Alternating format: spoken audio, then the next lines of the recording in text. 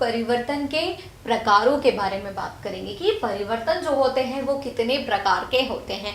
तो यहाँ पर हम देखें तो जो परिवर्तन होते हैं वो दो प्रकार के होते हैं। पहला प्रकार है उत्क्रमित होने वाले परिवर्तन, ऐसे परिवर्तन जिन्हें कि हम वापस पुरानी उनकी अवस्था में ला सकते हैं, यानी कि परिवर्तन की शुरुआत जहां से हुई है उससे क्या हुआ है, यहाँ पर आके परिवर्तन हुआ है और फिर हम क्या कर सकते हैं, वापस उसको उसकी पुरानी अवस्था में ला सकते हैं।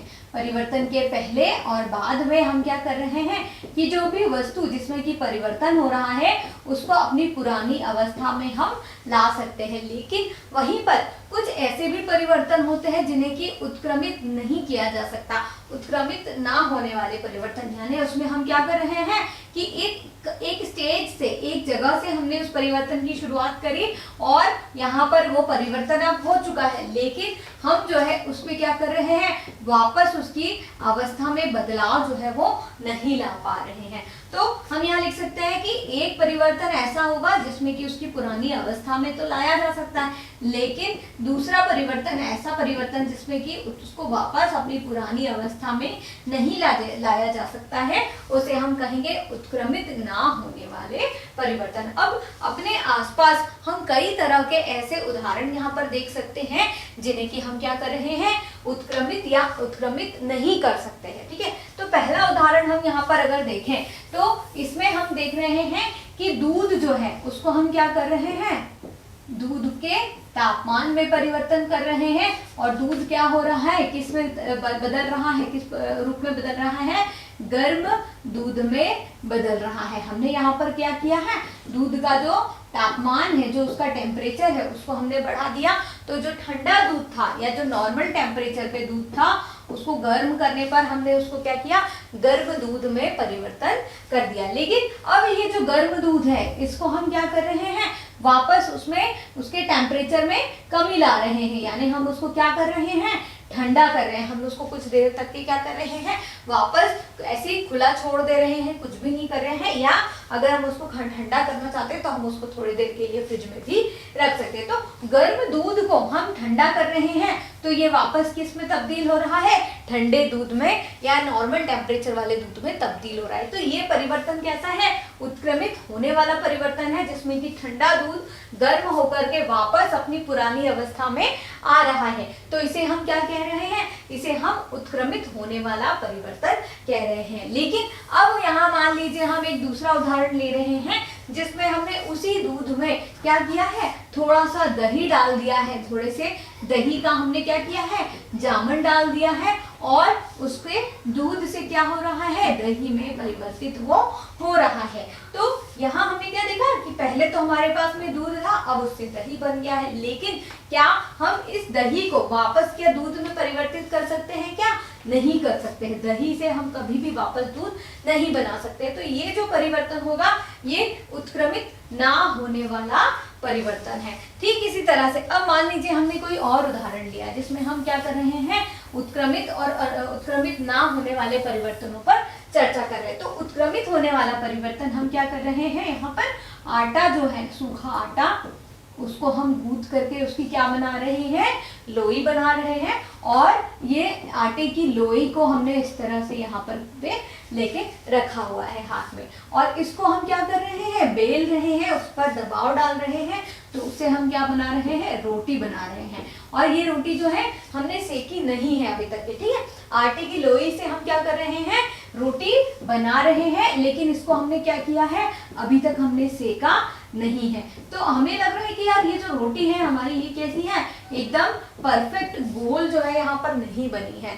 तो मैं क्या कर रही हूँ, इस बेली हुई रोटी को जो कि मैंने अभी तक सेकी नहीं है उसको क्या किया है, वापस फोल्ड करके वापस उसकी क्या बना ली है, लोई बना ली है। तो यहाँ पर इसमें मैंने क्या किया है, आटे की लोई से रोटी बेली है मैंने, जो कि सेकी नहीं है, उसको वापस मैंने क्या किया है, लोई के रूप में परिवर्तित कर दिया है। लेकिन अब यहाँ पर दूसरा उदाहरण मैं इसी आटे की लोई का देखूं तो मैंने क्या किया है, यहाँ पर ये जो है लोई ली है, इसको बेलन की सहायता से क्या किया है, रोटी का शेप दे दिया है ना, गोल रोटी का यहाँ पर शेप दे दिया है बेलन की सहायता से।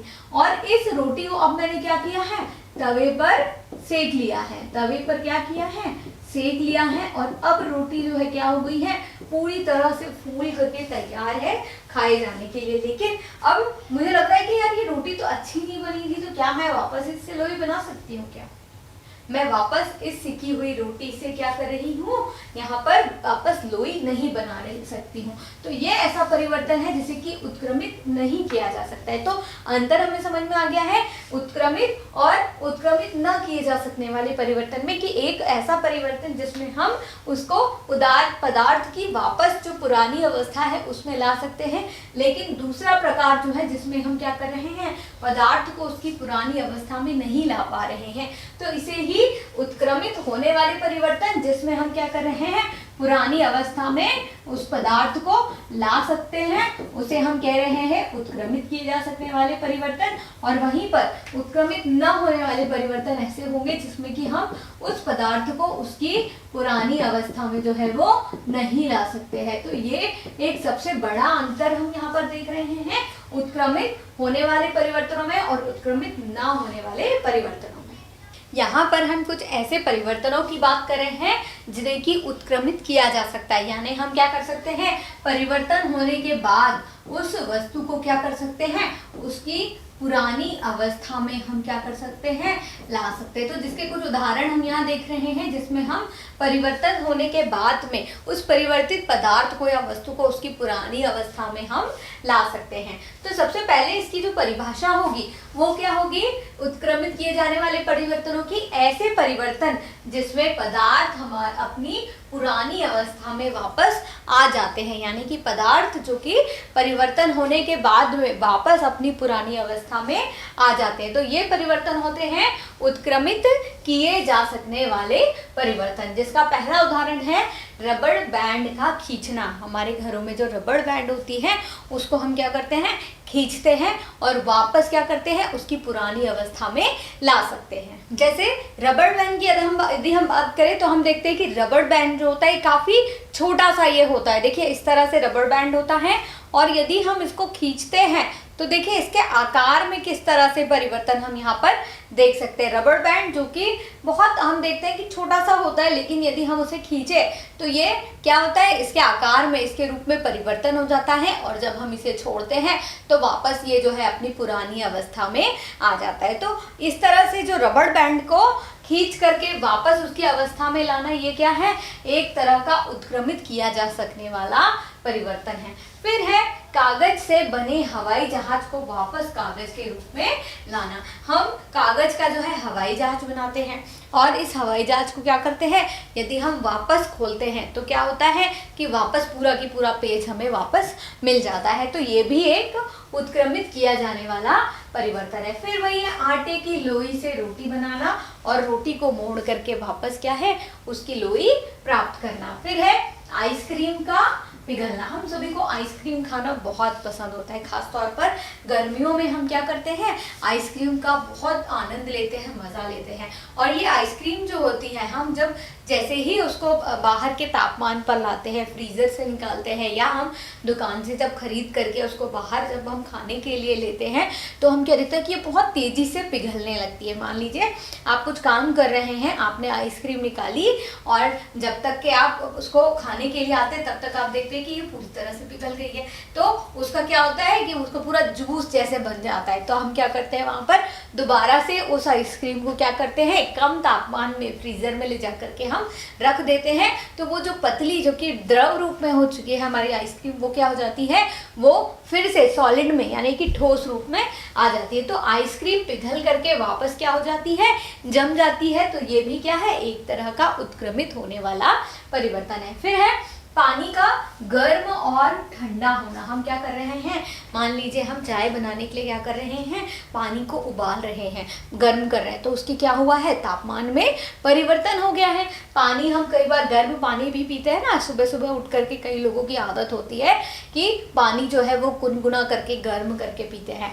और ख़ास तौर पर ठंडियों में जो है हमें गर्म पानी पीना चाहिए, जो कि हमारे शरीर के लिए, पाचन के लिए बहुत ज़्यादा फायदेमंद होता है। तो हम क्या कर रहे हैं, पानी को गर्म कर रहे हैं हैं, मान लीजिए हम पानी गर्म करके यहाँ पर रखे हैं और फिर हम क्या करें कि थोड़ी देर के लिए हम नहाने चले गए, हम कुछ और काम में लग गए, हम देखते हैं कि वापस जो है पानी क्या हो गया है, ठंडा हो गया है। तो पानी का गर्म और ठंडा होना, उसमें क्या हो रहा है कि वो वापस अपने पुरानी अवस्था में आ रहा है हर बार। तो ये प्रक्रिया भी, ये परिवर्तन भी उत्क्रमित किया जाने वाला परिवर्तन का एक उदाहरण है। फिर है गीले कपड़ों का सूखना। हमारे कपड़े जो कि हम पहनते हैं गंदे हो जाते हैं तो हमारी मम्मियाँ क्या करती है, अपने घरों में हाथ से उन कपड़ों को धोती है या मशीन से उन कपड़ों को धोती है, और कपड़े क्या होते हैं, एकदम गीले हो जाते हैं, भीग जाते हैं। या कई बार बारिश में जब हम निकलते हैं, या बारिश में हमारे घरों में भी आंगन में जब कपड़े सूखते हैं तब क्या होते हैं, बहुत तेज बारिश होने पर हम भीग जाते हैं, हमारे कपड़े भी भीग जाते हैं।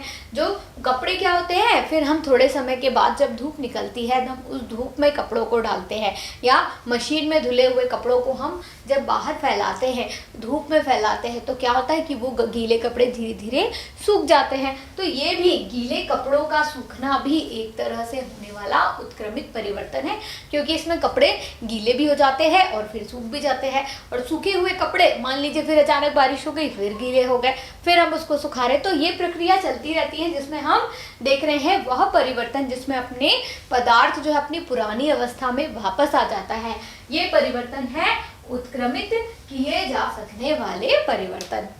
अब यहाँ पर हमें एक क्रियाकलाप करना है, जिसमें हमें क्या करना है, हमें ये नोटिस करना है, हमें ध्यान देना है कि गुब्बारे के आकार में किस तरह का परिवर्तन हो रहा है। तो उसके लिए हमने यहाँ पर एक गुब्बारा ले लिया है जिसमें कि अभी तक हवा नहीं भरी हुई है। अब आप यहाँ पर इसके आकार को, इसके आमाप को आप नोटिस करिए, देखिए ये कितना छोटा सा है, जबकि इसमें बिल्कुल भी हवा भरी हुई नहीं है। अब जब हम इसमें हवा भरते हैं, इसको अपने मुंह से अगर फुलाते हैं, पंप की सहायता से हम फुलाते हैं, तब हम क्या देखते हैं कि इसके आकार में परिवर्तन हो रहा है और ये गुब्बारा जो है फूल करके कैसा हो गया है, बड़ा हो गया है। ठीक है, हमने देखा कि गुब्बारा, वो गुब्बारा जिसमें पहले हवा नहीं भरी हुई थी, वो हमें कुछ इस तरह से दिखाई दे रहा था, और हवा भरने के बाद में क्या हो रहा है, इसमें हम देख रहे हैं कि ये गुब्बारा काफी बड़ा हमें यहाँ दिखाई दे रहा है। अब हमें क्या करना है, धीरे धीरे इस गुब्बारे की क्या करना है, हवा को निकाल देना है। तो देखिए हम धीरे धीरे क्या कर रहे हैं, इस पर जो रबर हमने लगाई थी उसको हम हटा रहे हैं, जिससे क्या होगा, इसकी जो सारी हवा जो कि इसके अंदर अभी बंद है वो क्या होगी, धीरे धीरे निकल जाएगी। तो देखिए कुछ इस तरह से हम क्या कर रहे हैं, इसको वापस इसकी हवा जो है निकाल रहे हैं। तो ये गुब्बारा वापस अपनी पुरानी अवस्था में आ चुका है। तो इस परिवर्तन में हमने क्या देखा कि गुब्बारा जो कि पहले इसी तरह का था, हमने उसमें हवा भरी, उसके रूप में बदलाव आया, उसका आकार बड़ा हो गया, और जब हमने उसकी हवा निकाल दी तो क्या हुआ, वापस गुब्बारा जो है अपनी पुरानी अवस्था में आ गया। तो गुब्बारे के आकार में परिवर्तन होना, ये किस प्रकार का परिवर्तन है, ये एक प्रकार का उत्क्रमित किया जा सकने वाला परिवर्तन है।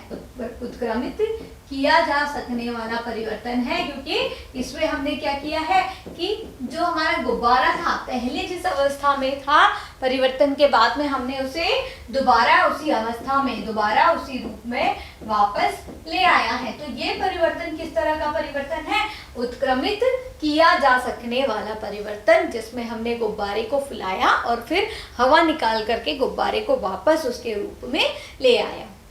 अब यहाँ आप पिक्चर में देख सकते हैं कि कुछ कागज के जो है हवाई जहाज यहाँ पर बने हुए आपको दिखाई दे रहे हैं। इस तरह के हवाई जहाज जो है आपने भी जरूर बनाए होंगे कागज से, और कई बार जब हमारी कक्षा में कोई शिक्षक नहीं होता है, कोई टीचर नहीं आता है, तब बच्चे क्या करते हैं, कागज को मोड़ करके इस तरह से आकार दे करके प्लेन बनाते हैं और वो उड़ाते हैं। तो ये वाला जो कागज है, इससे हमने क्या किया है, कागज, एक सिंपल कागज के टुकड़े से हमने प्लेन बना लिया है, उसको मोड़ करके हमने हवाई जहाज बना लिया है। तो क्या हम इस कागज को मोड़ करके जो हमने हवाई जहाज बनाया है, क्या हम खोल करके वापस उसकी पुरानी अवस्था में ला सकते हैं क्या? हाँ, हम इसको वापस इसकी पुरानी अवस्था में ला सकते हैं। इसके लिए हमें क्या चाहिए होगा, इसके लिए हमें इस तरह का या कोई भी एक आप लिखा हुआ भी, यहाँ मैंने ब्लैंक पेपर लिया हुआ है, तो इस तरह का एक आप पेपर ले सकते हैं। इसको सावधानी से इस तरह से मोड़ मोड़ कर जो है, आप सभी जानते होंगे कि किस तरह से हम इसे हवाई जहाज बना सकते हैं। और हवाई जहाज बनाने के बाद में जो है वो ये कुछ इस तरह से हमें दिखाई देता है। इस तरह का हवाई जहाज हम देखते हैं जिसको ऐसे उड़ा सकते हैं। तो अब यहाँ मैंने क्या किया है, जहाँ पर पहले मेरे पास में एक प्लेन और बिल्कुल सिंपल शीट थी, पेपर था, उसको मैंने मोड़ करके इस तरह का प्लेन बना लिया है। अब मुझे लग रहा है कि यार मुझे इस पेपर का यूज़ जो है किसी और काम के लिए करना है, तो क्या मैं इसको अगर खोलूँ तो वापस मैं इसको पुरानी अवस्था में प्राप्त कर सकती हूँ क्या? इस तरह से वापस पेपर जो है अपनी पुरानी अवस्था में आ चुका है। इस पेपर का अब मैं चाहूँ तो मैं किसी और काम में भी यूज़ कर सकती हूँ। तो मैंने क्या किया है, पेपर जो कि पहले बिल्कुल समतल था, सामान्य रूप में था, उसको मोड़ करके इस तरह से मोड़ करके मैंने क्या किया है, इसका एक हवाई जहाज बना लिया है। और हवाई जहाज बनाने के बाद में मैंने क्या किया है, वापस मुझे लगा है कि इस पेज का मुझे यूज़ करना है, तो मैंने उसको वापस पुरानी अवस्था में ले आया। और दोबारा यदि खेलना है तो फिर वापस मैंने उसका इस तरह से प्लेन बना लिया है। तो ये जो क्रियाकलाप है, इसमें हमने क्या देखा कि हम कागज़ को मोड़ करके उसका हवाई जहाज बना सकते हैं। और हवाई जहाज बनाने के बाद में हम क्या कर सकते हैं, उस पेपर को खोल करके अनफोल्ड कर करके हम वापस क्या कर सकते हैं, उसकी पुरानी अवस्था में इस तरह से हम उसको वापस भी ला सकते हैं। तो ये जो परिवर्तन है, इस तरह का परिवर्तन भी क्या है, उत्क्रमित किया जा सकने वाला परिवर्तन है, जिसमें कि हम कागज से हवाई जहाज बना रहे हैं और हवाई जहाज को वापस क्या कर रहे हैं, कागज के रूप में प्राप्त कर रहे हैं। तो ये उदाहरण भी जो है वो किसका उदाहरण है, उत्क्रमित किए जा सकने वाले उदाहरण में से एक है। अगला जो उदाहरण हम यहाँ पर देखेंगे वो है आटे की लोई से रोटी बनाना। हम अपने घरों में अपनी मम्मी को आटे, या जैसे यहाँ हम चित्र में देख पा रहे हैं, हमने यहाँ देख रहे हैं कि पराठे जो है वो बनाए जा रहे हैं।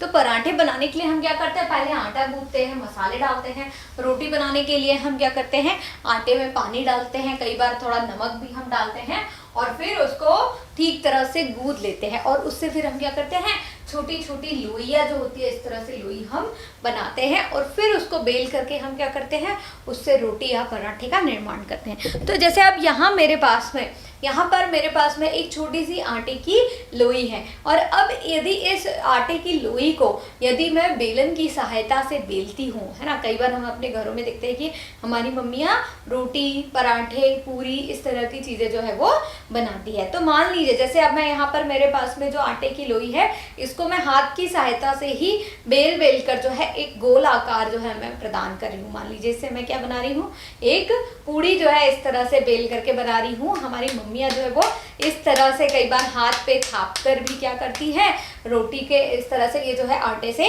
रोटी या फिर पूड़ी बनाती हैं। तो यहाँ हमने क्या किया है, एक छोटी सी लोई ली थी, जिसको हमने ऐसे गोल आकार दे करके जो है पूड़ी के रूप में परिवर्तित कर लिया है। इस तरह से हम उसका आकार जो है अभी भी बढ़ा रहे हैं, क्योंकि ये क्या है, काफ़ी मोटी जो है हमारे पास में ये पूड़ी हमें लग रही है। तो इस प्रक्रिया में हमने क्या किया है, आटे की लोई से इस तरह से हमने रोटी या एक पूड़ी का आकार जो है यहाँ पे बना लिया है। अब मुझे लग रहा है कि ये जो पूड़ी मैंने बनाई है, ये जो है काफ़ी मोटी है, ठीक तरह से जो है ये एक जैसी नहीं बनी है।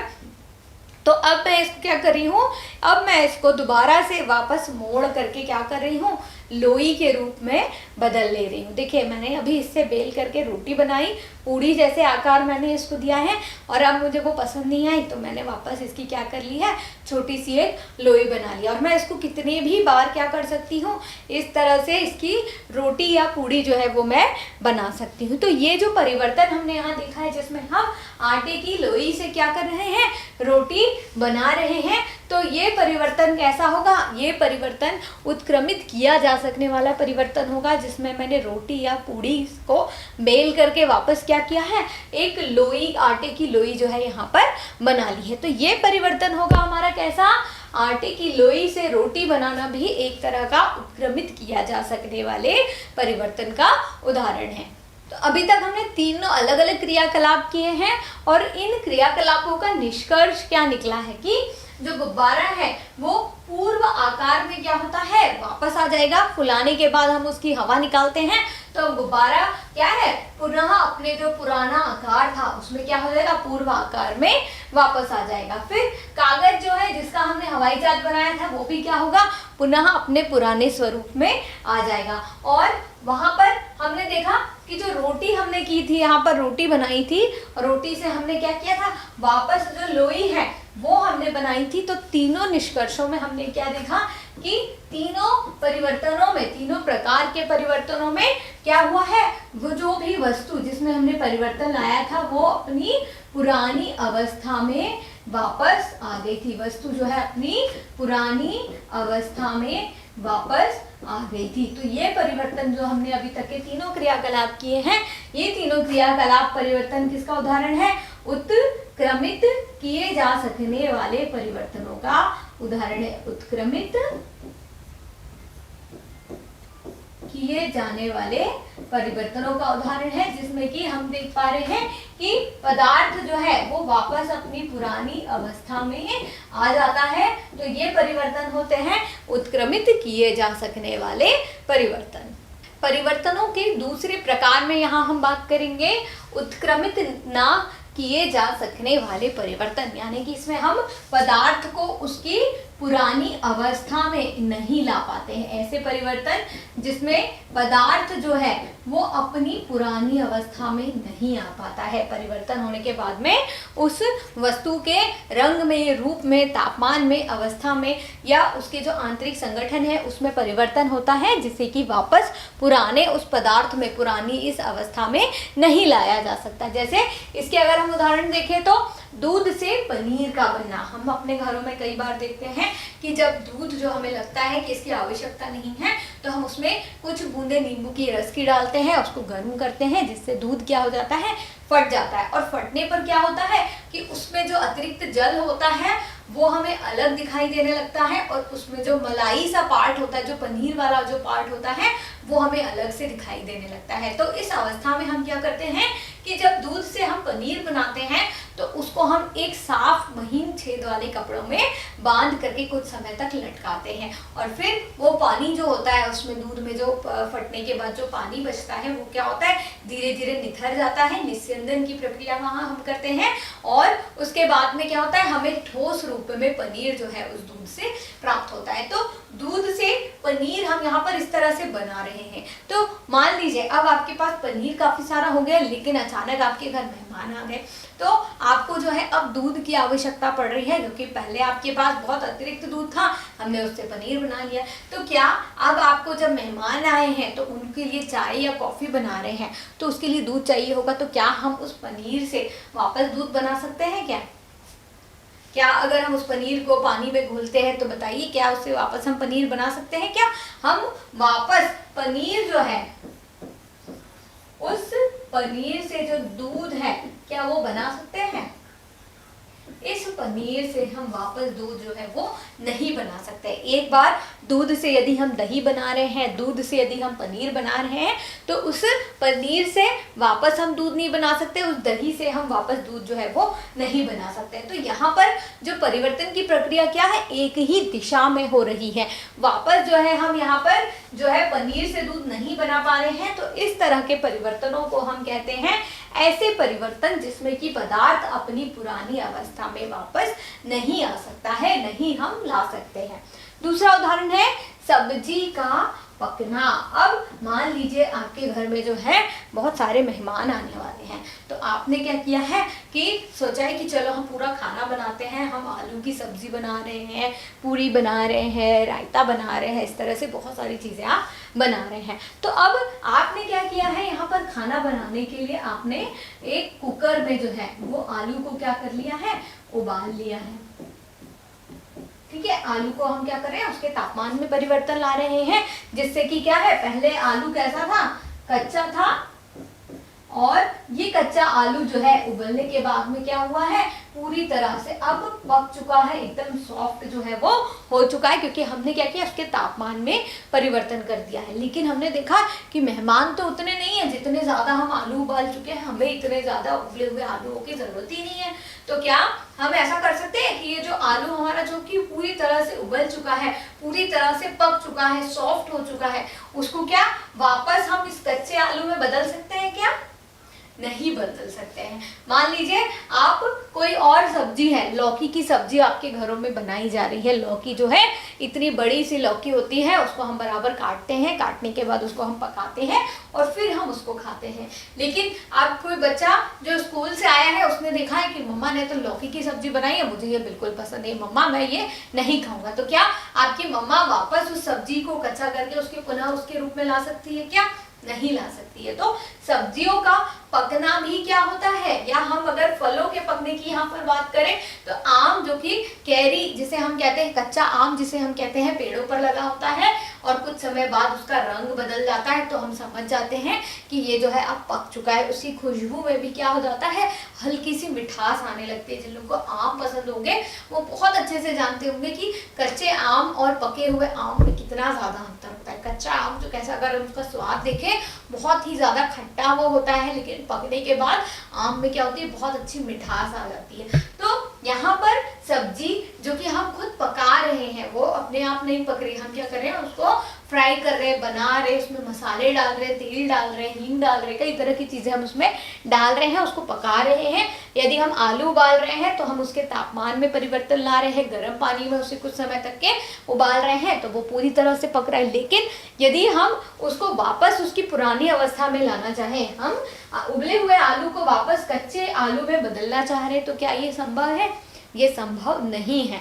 हम उस आलू को दोबारा उसकी कच्ची अवस्था में नहीं ला सकते। ठीक इसी तरह से यदि हम फलों की बात करें, आम जो कि पक जाता है, पपीता जो कि पक चुका होता है, पूरी तरह से खाने के लिए तैयार होता है, हम उसको वापस उसकी पुरानी अवस्था में जो है वो नहीं ला सकते हैं। तो इस तरह के सारे परिवर्तन जिसमें हम क्या देख रहे हैं कि पदार्थ जो है उसमें परिवर्तन होने के बाद उसकी पुरानी अवस्था में हम उसको वापस नहीं ला पा रहे हैं, तो इस तरह का परिवर्तन कौन सा होता है? उत्क्रमित ना किए जा सकने वाला परिवर्तन होता है, जिसमें कि शामिल है, उदाहरणों में हम देखें तो दूध से पनीर का बनना, सब्जी का पकना, फलों का पकना। तो ये सारे उदाहरण किसके हैं? उत्क्रमित ना किए जा सकने वाले परिवर्तनों के। अब यहाँ पर अगला जो हमारा क्रियाकलाप है, इसमें हम क्या कर रहे हैं, जो गुब्बारा हमारे पास में पहले था उसको हम क्या कर रहे हैं, इस तरह से फुला रहे हैं। देखिए बिल्कुल इस तरह से हमने क्या किया है, गुब्बारे को फुला लिया है। और अब हम क्या कर रहे हैं, एक पिन की सहायता या सुई की सहायता से इसमें हम इस तरह से गड्ढा कर रहे हैं।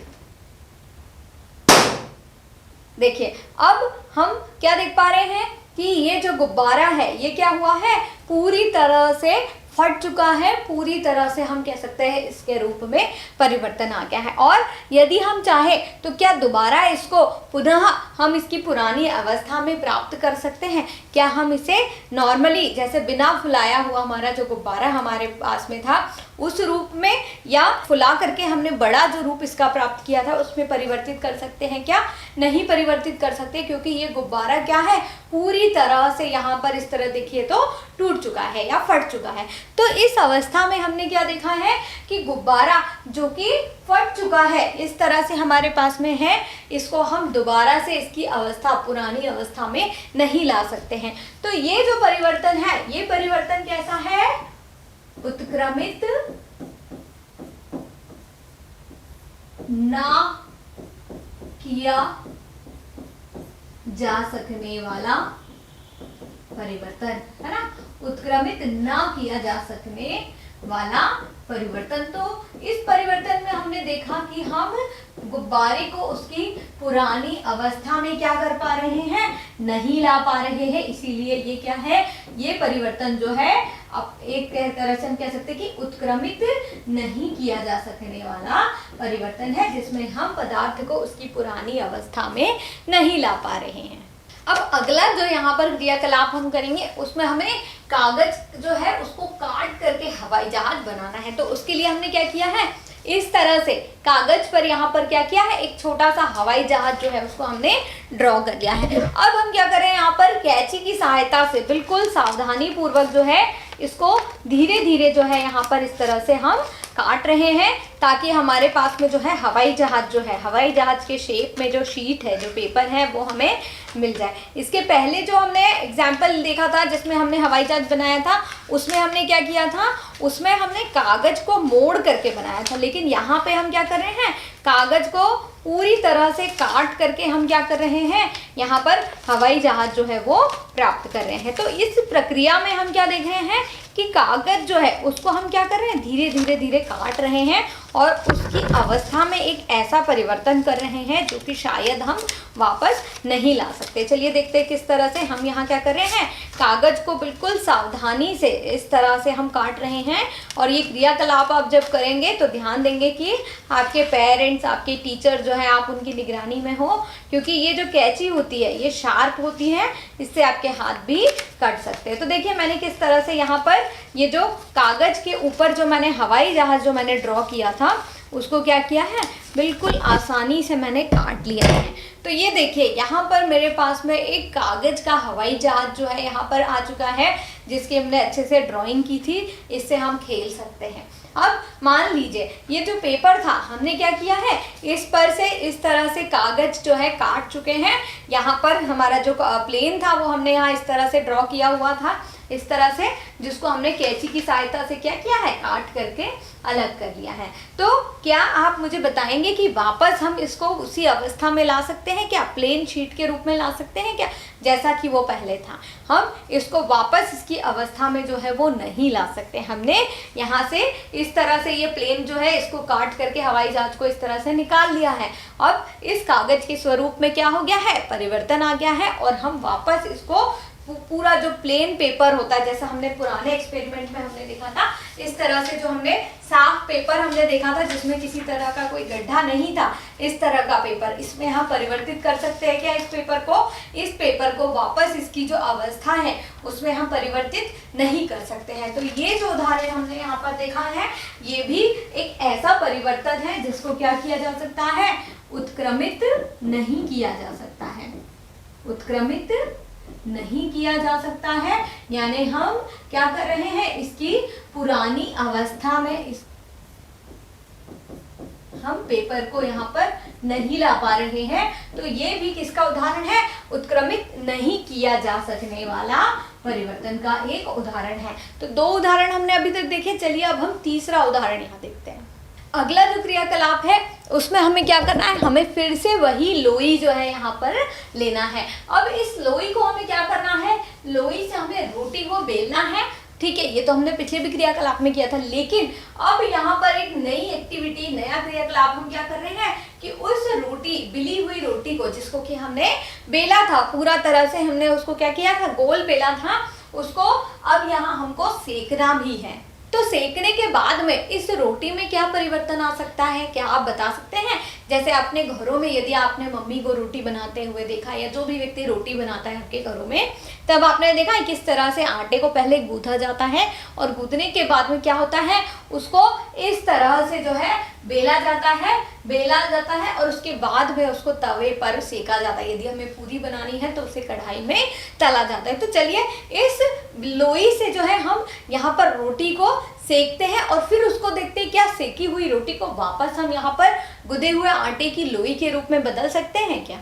अब देखिए यहाँ पर हमने क्या किया था, पहले जो आटे की लोई थी उसको हमने बेल करके क्या किया है, पूरा इस तरह से रोटी के रूप में बदल दिया है। ठीक है, वो आटे को हमने, आटे की लोई से हमने यहाँ पर इसको क्या किया है, बेल लिया है। अगर मान लीजिए इस बेली हुई रोटी को मैं मोड़ करके वापस लोई बनाती हूँ तो क्या होगा, ये एक उत्क्रमित किया जा सकने वाला परिवर्तन होगा। लेकिन मान लीजिए इस रोटी को मैं सेकती हूँ, है ना, चलिए देखते हैं सेकने के बाद इसमें क्या परिवर्तन होता है। अब हमने क्या किया है, जो रोटी हमने बेली थी उसको इस तरह से हमने क्या किया है, गैस पर तवे पर रख करके बराबर सेक लिया है। तो क्या इस सिकी हुई रोटी से, जैसे हमने यहाँ रोटी सेक ली है, इससे वापस आटा जो है उसको प्राप्त करना प्राप्त कर सकते हैं। हम इसको चाहे मोड़ने की कोशिश करें, चाहे हम इसको किसी भी तरह से इसके रूप में परिवर्तित करने की कोशिश करें, लेकिन अब इस रोटी से जो है इस तरह से गुदा हुआ आटा हम वापस प्राप्त नहीं कर सकते हैं। तो ये जो रोटी हमने यहाँ पर सेकी है, लोई से हम क्या कर रहे हैं, रोटी को इस तरह से बेल रहे हैं और फिर उसके बाद उसको तवे पर सेक रहे हैं। तो ये प्रक्रिया जो है, ये भी, इसमें भी हम क्या देख रहे हैं, रोटी को जब हम सेक लेते हैं तो उससे वापस हम लोई प्राप्त नहीं कर सकते हैं। तो ये भी किसका उदाहरण है, उत्क्रमित न किए जाने वाला एक परिवर्तन है, जिसमें हम क्या कर पा रहे हैं कि गुदे हुए आटे से हम, या सिकी हुई रोटी को हम वापस गुदे हुए आटे में परिवर्तित नहीं कर पा रहे हैं। तो ये जो तीनों क्रियाकलाप हमने अभी तक किए हैं, इनका क्या निष्कर्ष हमने निकाला है कि जो गुब्बारा हम फोड़ चुके हैं, गुब्बारा जो है वो अपनी पुरानी अवस्था में वापस नहीं आ पाएगा। गुब्बारा जो है, जिसको कि हमने पिन की सहायता से क्या किया था, फोड़ दिया था, जिसमें हमने सुई चुभा करके क्या किया था, उसको फोड़ दिया था। फोड़ने के बाद जो है वापस अपनी जो पुरानी अवस्था है उसमें क्या हो रहा है, नहीं आ पा रहा है। तो ये वाला जो उदाहरण है, ये वाला जो क्रियाकलाप था, वो भी किसका उदाहरण है, उत्क्रमित ना किए जा सकने वाला उदाहरण था, क्योंकि इसमें हम देख रहे थे कि गुब्बारा फोड़ने के बाद वापस अपनी पुरानी अवस्था में नहीं आ रहा था। उसी प्रकार से हमने क्या देखा, हमने दूसरे उदाहरण में हमने क्या किया, हवाई जहाज बनाया था कागज से। हाँ, कागज का हवाई जहाज बनाने के बाद उसको क्या किया था, कौन सी प्रक्रिया की थी या कौन सा परिवर्तन किया था, हमने उसको यहाँ पर क्या किया था, काट लिया था, कैंची की सहायता से काट लिया था। और काटने पर जो है ये क्या हो रहा था, बिल्कुल इसी प्रकार से अपनी पुरानी अवस्था में वापस नहीं आ पा रहा था। तो ये भी उत्क्रमित ना किया जा सकने वाला उदाहरण था। फिर तीसरा जो क्रियाकलाप था, उसमें हमने क्या किया था, लोई से क्या बनाई थी, रोटी बनाई थी। और इस रोटी में क्या परिवर्तन हमने किया था, इस रोटी को हमने सेक लिया था, है ना, तवे पर हमने ठीक से सेक लिया था। तो उससे क्या हुई थी, हमारे पास में कुक्ड रोटी हमें प्राप्त हुई थी, यानी कि सिकी हुई रोटी जो है हमें यहाँ पर प्राप्त हुई थी। अब इस सिकी हुई रोटी से हम क्या वापस लोई बना पा रहे थे, हम इसमें वापस लोई नहीं बना पा रहे थे। तो हम भी यहाँ पर क्या कर रहे थे, इसकी पुरानी अवस्था में इसमें परिवर्तन नहीं ला पा रहे थे। तो ये तीनों उदाहरण जो हमने देखे, तीनों क्रियाकलाप जितने भी हमने किए, उसमें हमने क्या देखा कि तीनों उदाहरणों में वस्तु जो है वो पुरानी अपनी वापस अवस्था में नहीं आ पा रही थी, पुरानी उसकी जो अवस्था थी उसमें वापस नहीं आ पा रही थी। तो ये किसका उदाहरण है, ये है उत्क्रमित ना किए जा सकने वाले परिवर्तनों का उदाहरण है, जिसमें कि वस्तु अपनी पुरानी अवस्था में वापस नहीं आ पा रही थी। अब यहाँ पर हम क्या करें, कुछ और ऐसे उदाहरण देख रहे हैं जिनके बारे में अगर हम सोचेंगे तो हमें समझ में आएगा कि क्या हम इसे पुरानी अवस्था में प्राप्त कर सकते हैं या नहीं। तो ठीक है, पहले हम क्या कर रहे हैं, पहला उदाहरण हम देख रहे हैं जिसमें है मिट्टी के बर्तन या मटकों का बनना। अब कुम्हार क्या करता है, कुम्हार के पास एक चाक होता है जिसको घुमा करके वो क्या करता है, मिट्टी को अलग अलग पात्रों का, मटकों का, गमलों का, इनका आकार देता है। तो हम क्या कर रहे हैं, यहाँ पर जब हम उसको देखते हैं कुम्हार को, वो क्या कर रहा है, मिट्टी से क्या कर रहा है, तरह तरह के बर्तन बना रहा है। अब मान लीजिए वो मटका जो है वो बना रहा है यहाँ पर उसके चाक पर, लेकिन उसका आकार जो है उसे वो पसंद नहीं आया, तो उसे वो क्या करता है, उसको तोड़ करके दोबारा मिट्टी के रूप में बदल देता है और फिर उसको मल करके ठीक तरह से दोबारा से उससे मटका वो बनाता है। तो यहाँ तक जो प्रक्रिया थी वो कैसी थी, उत्क्रमित की जा सकने वाली प्रक्रिया थी। अब जो मिट्टी के बर्तन, जो दिए, जितनी भी चीजें उसने बना ली है, मान लीजिए उसने मिट्टी से क्या बनाया है, मटके बनाए हैं, और ये मटके जिनको आकार उसने दिया है जो बिल्कुल परफेक्टली बने हुए हैं, जैसे हम देख रहे हैं यहाँ पर इस तरह से उसने एक परफेक्ट मटका जो है वो बनाया है। ठीक है, तो ये मटका जो कि उसने बनाया है कुम्हार ने, अब उसको वो क्या करता है, भट्टी में तपने के लिए रख देता है। ठीक है, भट्टी में उसने डाला है, बहुत सारे बर्तन वो जो बनाता है मिट्टी की चीजें, उन सबको वो कहाँ डालता है, एक भट्टी में डालता है। और भट्टी में डालने पर वो बर्तन क्या हो जाते हैं, पूरी तरह से पक करके कैसे हो जाते हैं, हार्ड हो जाते हैं। तो यहाँ हमने देखा कि पहले जो मिट्टी थी जिससे वो मटका का आकार दे रहा था, आकार पसंद ना आने पर, गड़बड़ होने पर वो उसे तोड़ करके वापस उससे मिट्टी की लोई बना ले रहा था, उसको गुथ कर वापस फिर चाक पर रखकर वो कोई और अन्य आकार वहां पर दे सकता था। लेकिन यदि एक बार जो मटका है या जो भी बर्तन उसने बनाया है वो यदि भट्टी में रखा जाता है, भट्टी में रखने पर वो क्या हो जाता है, पूरी तरह से पक करके तैयार हो जाता है, हार्ड हो जाता है। तो वापस मान लीजिए उसको यहाँ पर उस पर पानी डाल के वो गूंथने की कोशिश करेगा, उसको कुछ मलने की कोशिश करेगा, तो क्या उससे मिट्टी बन पाएगी? भट्टी में जाने के बाद में जो पका हुआ मटका है उससे वापस मिट्टी नहीं बन सकती है। अगर हम उस पर कुछ करने की कोशिश करते हैं तो वो मटका क्या होगा, चटक जाएगा, टूट जाएगा और उससे हम दोबारा मिट्टी प्राप्त नहीं कर सकते हैं। तो ये प्रक्रिया जो है जिसमें कि हम मिट्टी के बर्तन बना रहे हैं, तो पहले यदि हमने उसको कुक नहीं किया है, उसको भट्टी में नहीं डाला है, तो वो क्या होगा, उत्क्रमित की जा सकने वाली प्रक्रिया होगी। लेकिन यदि उसको पका लिया गया है भट्टी में पूरी तरह से, तो वो उत्क्रमित ना किए जा सकने वाला परिवर्तन होगा। फिर है हमारी जो पेंसिल रबड़ हम इस्तेमाल करते हैं। अब आप जो है सभी के कंपास बॉक्स में पेंसिल इरेजर्स जो होती है वो होती है। तो ये जो पेंसिल्स होती है जब आप खरीदते हैं तब उसका आकार बिल्कुल नॉर्मल होता है, इतनी बड़ी होती है। लेकिन जब हम थोड़े दिन उसको यूज़ करते हैं, उसकी जब हम देखते हैं ना उसका जो पॉइंट होता है वो टूट जाता है, तब हम उसको क्या करते हैं, शार्पनर से क्या करते हैं, शार्प करते हैं। इस तरह से उसको शार्प करते हैं और जो नई उसकी जो नुकीली जो उसकी नोक होती है उससे हम लिखते हैं। तो धीरे धीरे क्या होता है कि हमने मान लीजिए स्कूल जब खुले हैं जुलाई में, हमने पेंसिल ली, वो तो बहुत बड़ी थी। इरेजर ली हमने जो जिससे हम रब करते हैं, वो तो बहुत बड़ी थी। लेकिन कुछ महीनों में हम देखते हैं कि वो पेंसिल तो बिल्कुल इतनी सी रह गई, इरेजर जो है वो भी घिस करके क्या हो गई है, छोटी हो गई है। तो यहाँ पर इस तरह का जो आकार में जो परिवर्तन आ रहा है पेंसिल और रबर के, ये क्या वापस पेंसिल बड़ी हो सकती है? क्या नहीं हो सकती है। तो ये भी परिवर्तन किसका है, उत्क्रमित ना किए जा सकने वाले परिवर्तन है, जिसमें हम पेंसिल या रबर को उनकी पुरानी अवस्था में प्राप्त नहीं कर सकते। फिर यहाँ एक और उदाहरण है गाय के गोबर। अब गाय का जो गोबर होता है, कई बार हम देखते हैं गाँव में उनके प्लांट होते हैं, गोबर गैस के प्लांट होते हैं, जिसमें क्या किया जाता है, गोबर का उपयोग करके बायोगैस का प्रयोग किया जाता है, जो कि बहुत ज़्यादा हम कह सकते हैं कन्वीनियंट होता है, आसान होती है यूज़ करने के लिए, सस्ती होती है, क्योंकि गाँव में जो है गोबर की उपलब्धता बहुत आसानी से गोबर मिल जाता है। लेकिन क्या इस बायोगैस से हम वापस गोबर प्राप्त कर सकते हैं? क्या इस बायोगैस से वापस गोबर को प्राप्त नहीं किया जा सकता है। तो ये भी उत्क्रमित ना किया जा सकने वाला उदाहरण है। तो तीनों हमने जो उदाहरण देखे उसमें हमने देखा कि उत्क्रमित न किए जा सकने वाले उदाहरण है। फिर यहाँ हम एक सारणी पर देखते हैं क्या लिखा हुआ है। इस सारणी में क्या क्या है कि एक तरफ तो हमें कई परिवर्तन दिए हुए हैं, वहीं पर दूसरी तरफ हमें ये बताना है कि इन परिवर्तनों को उत्क्रमित किया जा सकता है या नहीं, हाँ या नहीं में हमें बताना है।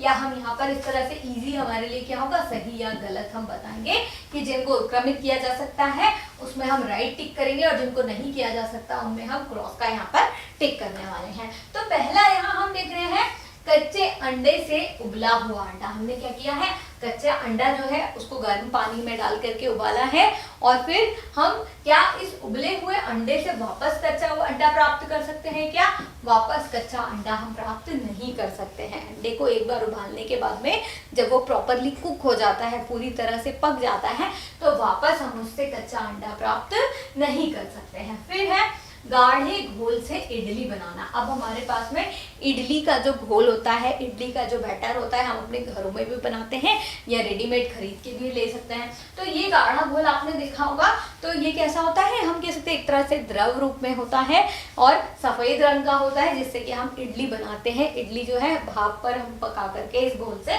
बनाते हैं। तो ये जो गाढ़ा घोल है, इससे हम यदि इडली बना रहे हैं तो इडली कैसी हो रही है, ठोस रूप में हमें प्राप्त हो रही है। तो क्या इस इडली से हम वापस इडली का घोल प्राप्त कर सकते हैं? क्या नहीं कर सकते हैं, क्योंकि इडली जो कि पकने के बाद कैसी हो जाती है, ठोस रूप में आ जाती है, उससे वापस इडली का घोल प्राप्त नहीं किया जा सकता है। फिर है गीले कपड़े से सूखे कपड़े। अब हमने यहाँ एक उदाहरण देखा था कि हमने क्या किया है, बारिश हुई है, हमने फिर धूप निकली है, तो धूप निकलने पर हमने क्या किया है कि कपड़ों को वापस जो गीले थे उनको धूप में डाल दिया है।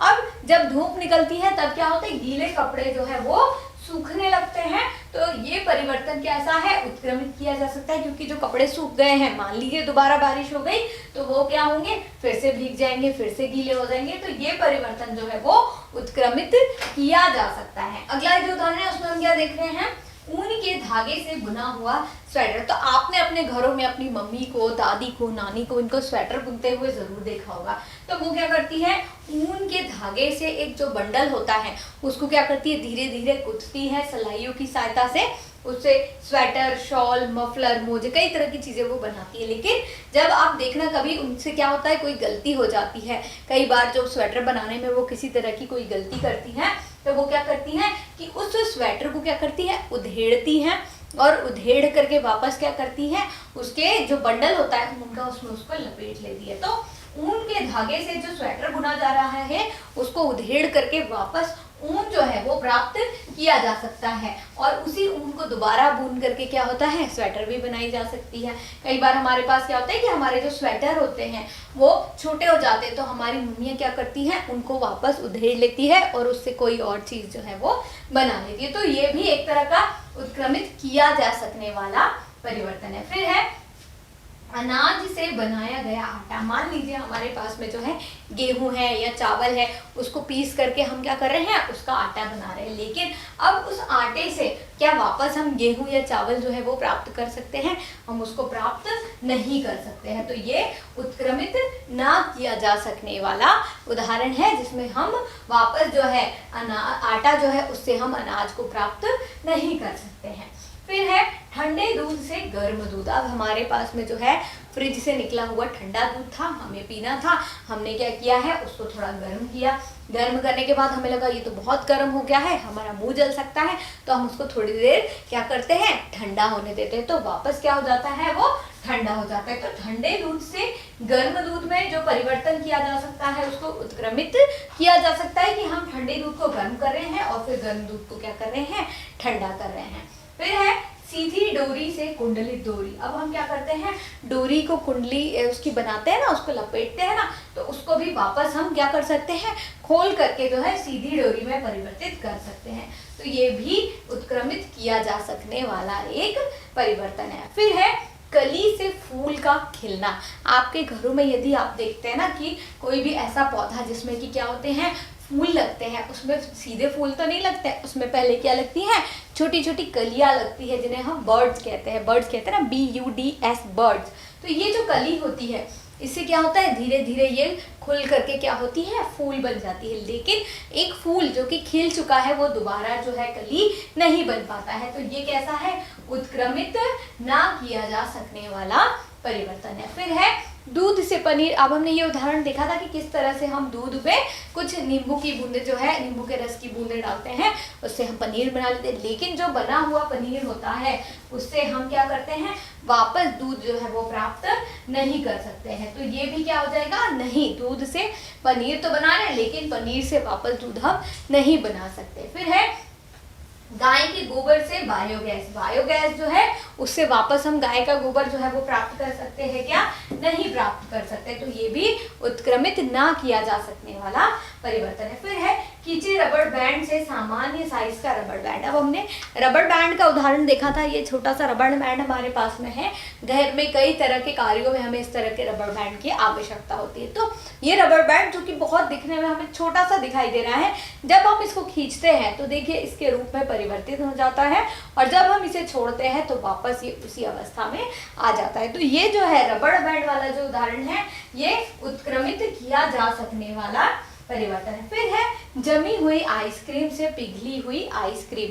अब जब हम आइसक्रीम हम अपने घरों में जब हम जमाते हैं या बाहर से जब हम खरीदते हैं तो थोड़ी देर में ही वो पिघलने लगती है, हम जल्दी जल्दी नहीं खाते हैं, तो हम देखते हैं कि हमारी आइसक्रीम पूरी पिघल चुकी है, टपकने वो लगती है, द्रव रूप में आ जाती है, और हम उस आइसक्रीम को, पिघली हुई आइसक्रीम को क्या करते हैं, दोबारा से वापस फ्रिज में रखते हैं, ठंडे तापमान में लेकर के जाते हैं, तो क्या होता है कि वो आइसक्रीम वापस पुनः से जम जाती है। तो ये भी कैसा है, उत्क्रमित किया जा सकने वाला एक परिवर्तन है। तो इस तरह से हमने कई ऐसे परिवर्तनों की यहाँ पर सूची देख ली है, जिन्हें या तो उत्क्रमित किया जा सकता है या उत्क्रमित नहीं किया जा सकता है।